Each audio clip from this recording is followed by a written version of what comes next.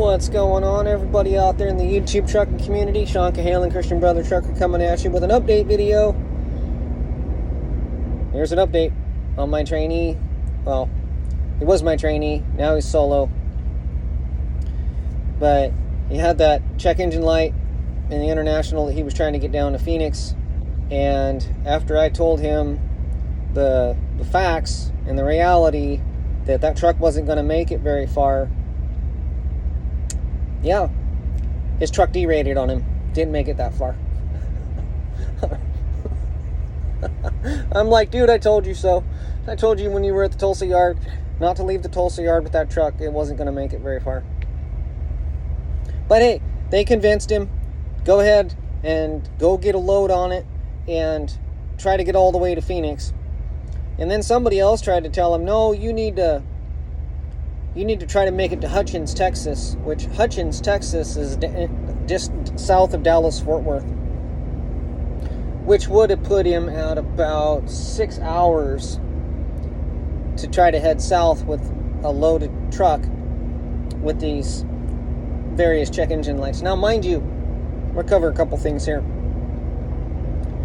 It says right on the visor of these Internationals that if you get these check engine lights, you are to not continue driving, that you are to take it to the nearest maintenance facility and get it fixed and to get it checked out. It says it right on the visor. Not to drive it that way. That it will not drive that way. It will shut down. And that's just the way that they're made. It's designed in the truck. And everybody knows this. So, unfortunately, he is now in Kansas City, I believe. Broke down. He's having to take the load to a yard, a Swift yard, to get it dropped so that he can then take the truck to a local shop, which they're going to get him in tomorrow to fix whatever sensors are going bad and whatever injector that's going bad on that system, and then to clear the code so that he can get on his merry way. And I'm sitting here thinking to myself, they had all this warning because the previous driver that he took the truck over from was having problems and the check engine lights were on. They knew that this was the case. He was in contact with the shops, and the shops were giving him bad advice and were talking him into driving a truck down the road with fault codes and active check engine lights and fault codes, and the truck is running in D rate. The shops know. I know they know, because I've been told by several different shops that once those lights come on, once it goes into D rate mode, you don't have long. So they knew. I'm just blown away. So, yeah, luckily, now, he has a silver lining and a blessing in all of this, because he's close to his house so that he can just drop the truck off at the shop and then go home for a little bit while they fix it and get it back on the road. Just blown away. Flabbergasted. So, yeah, unfortunately, he didn't have a say in it. He tried to say that he didn't feel comfortable driving the truck, but they basically forced the issue on him and forced him to drive the truck with these active faults, which, borderline to me, is illegal. To drive a truck that's not mechanically sound, that's why you do your EVIR, your vehicle inspection report. And if you have an active check engine light, you're not supposed to be driving that truck. So here's the thing. Here's the thing about all this.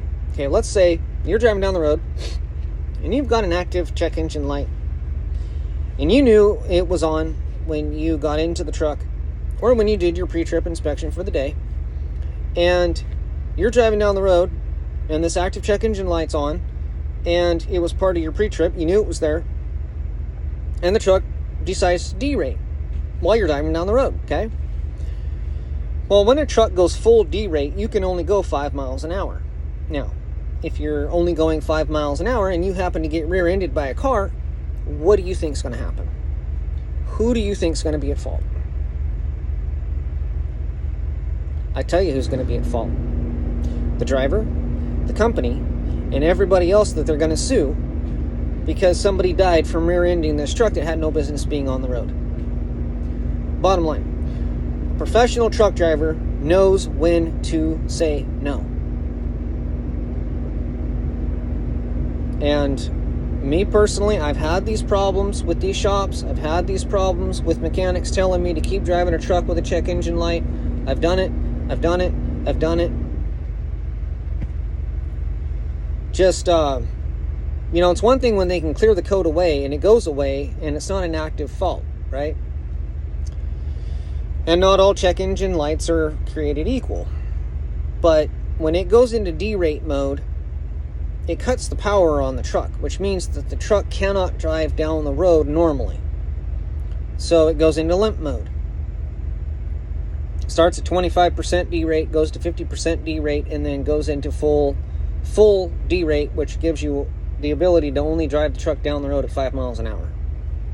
So I was talking to him, and he was driving the truck down the road at 5 miles an hour in and on the city streets, trying to limp it so that he can get the trailer dropped.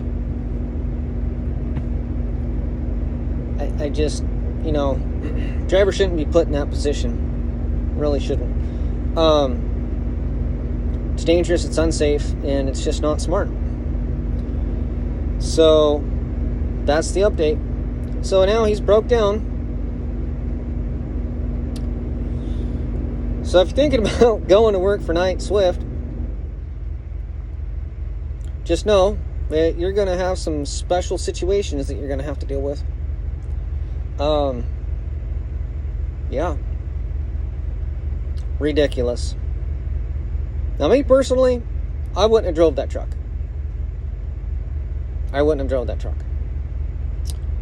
So, just know that it's your call as the driver. And if a company tells you to drive a truck with an active fault or check engine light or anything else like that, and you decide to go ahead and try to do it, you're on some shaky ground. You're in that gray area. Because who's at fault? Well, as long as you have it in writing that the company forced you to drive a truck that's having a mechanical issue, then you're covered. But if it's all just, the company told me to do this,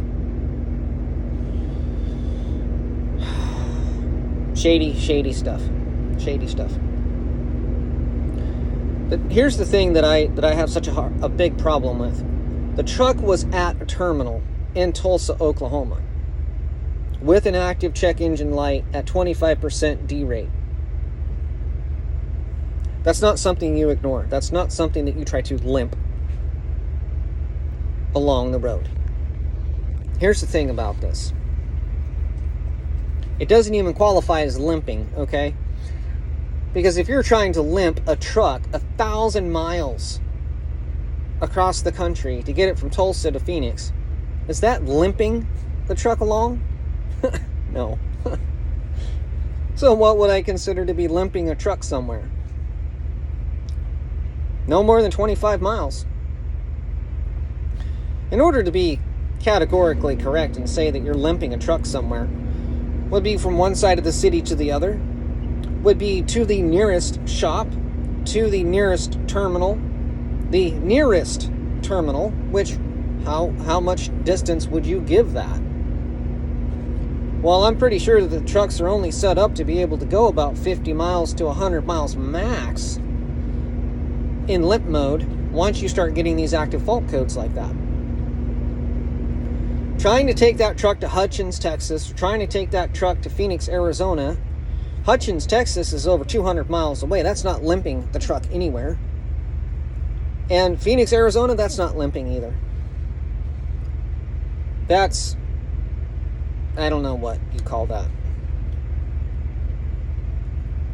That's like ticking time bomb. You know it's going to break down. It's just a matter of time, when and where. You don't know. It's a ticking time bomb. You don't know how much time you got. It doesn't give you a timer. It doesn't go, hey driver, you have 200 miles to get this truck somewhere. You can't trip plan that. Anyway, I'm blown away.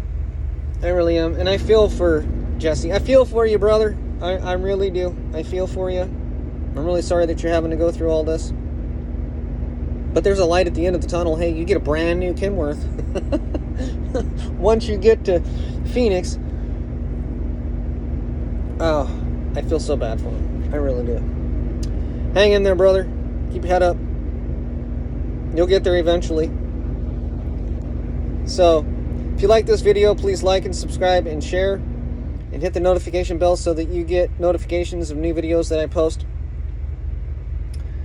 And as always, God bless you all and thanks for watching.